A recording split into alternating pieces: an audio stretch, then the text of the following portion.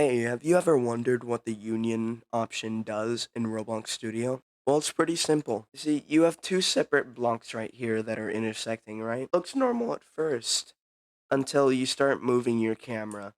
As you can see, the texture likes to glitch out quite a bit.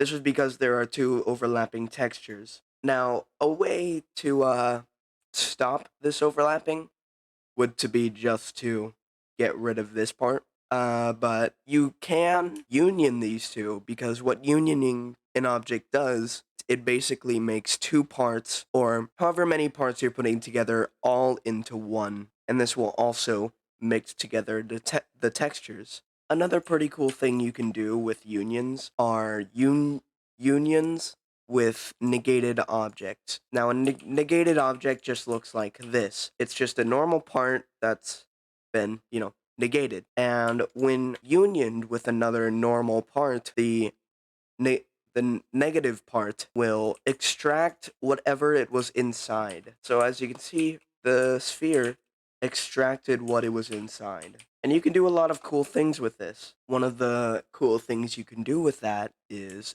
this.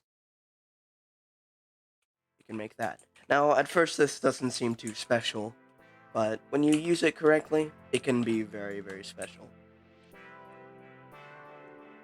And that's how you make a curtain in Roblox Studio. And that's also how to use unions in Roblox Studio.